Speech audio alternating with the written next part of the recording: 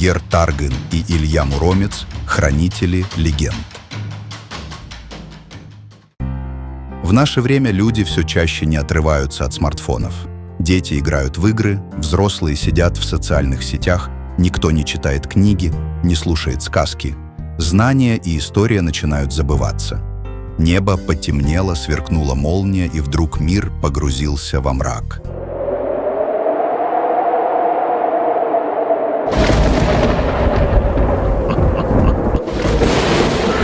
Теперь этот мир поглотит тьма. Вы все теперь в моих руках. Черная тьма, словно вихрь, стала засасывать книги, песни, легенды. Лица детей побледнели, они задрожали от страха. Теперь люди будут навсегда прикованы к своим смартфонам.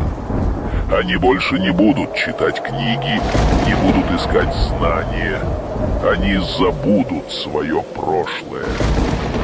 Будущее — мое темное царство. Темная тьма пожирала все книги. Но когда нашли книгу героев, она внезапно исчезла из виду, и чудовище так и не смогло ее схватить.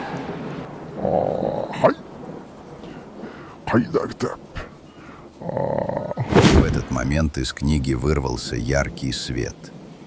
Из сияния один за другим начали выходить герои и подошли к детям. Куда бы ни пошли дети, они не отрывались от телефонов. Увидев это, воины удивились. Это новое зло. С ним нужно бороться не только силой, но и умом, сказали они. Тогда воины раскрыли книги и начали учить детей.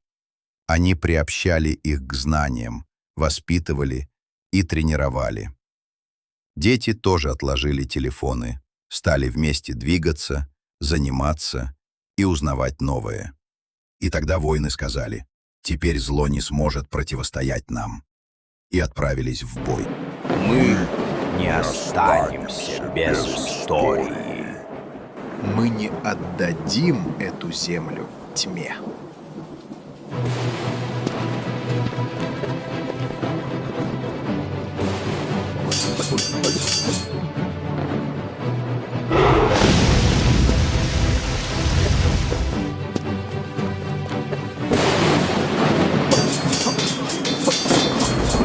Черная тьма, набрав ярость, сразилась с богатырями.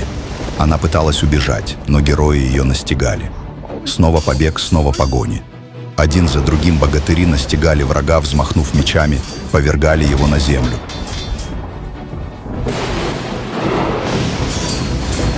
Черная тьма ослабла, ее тело обернулось огнем и растаяло во мраке. Герои обратились к народу.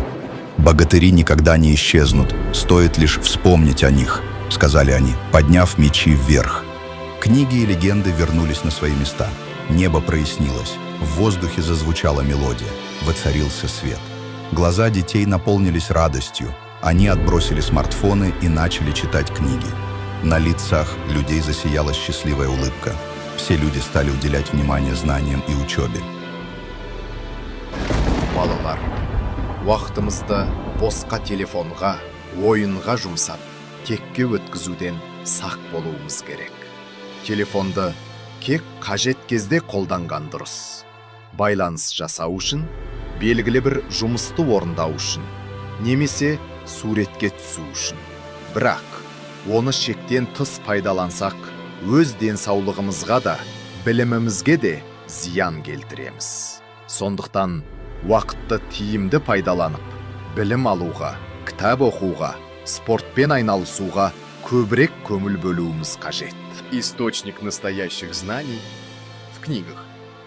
Не будем тратить время на смартфоны, а будем читать, учить языки и становиться талантливыми.